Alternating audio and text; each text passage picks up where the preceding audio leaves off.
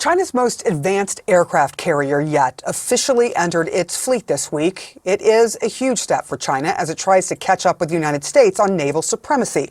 This is CNN analysis and investigation of satellite images, maps, and government notices reveals that China has had a huge surge in sites linked to missile production since 2020. Former NATO Supreme Allied Commander Admiral James Stavridis is joining us now. He's a senior military analyst here at CNN, of course, and a partner of the Carlyle Group, an international investment firm. Thank you so much for being here with us on a Saturday. Just can you go over what this means for China to be making this move with this new equipment?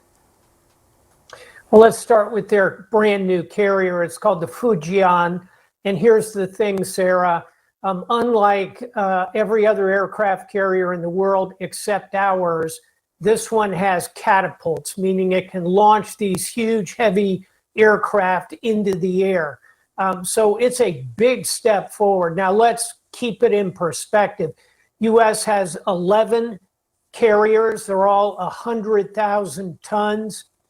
Fujian is one of 3 Chinese carriers, and Fujian is only 80,000 tons. And then secondly, and most importantly, our carriers are nuclear powered, meaning they can stay at sea effectively indefinitely. We just send them food and fuel for the airplanes. Fujian has to come into port and doesn't have that nuclear power, the nuclear reactors that ours do. So we're still way ahead in carriers, and we're still way ahead in submarines. But before you sit back and get comfortable and say, well, Admiral, sounds like China's getting better, but they're not quite there yet. They have 360 ships total. We only have about 300, Sarah. So quantity has a quality all its own. And as we go forward, this is a real turning point for China, bringing this kind of big carrier to sea. What does this say about, because I know that, there are lots of arguments with countries in the East China Sea.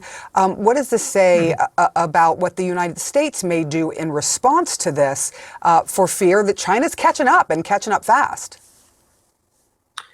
Yes, it's the East China Sea and the South China Sea.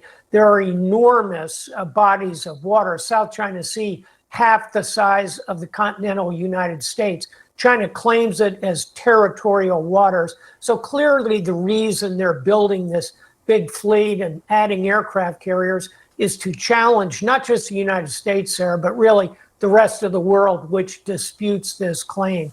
So what should we be doing about it? We've got to maintain our advantage in submarines.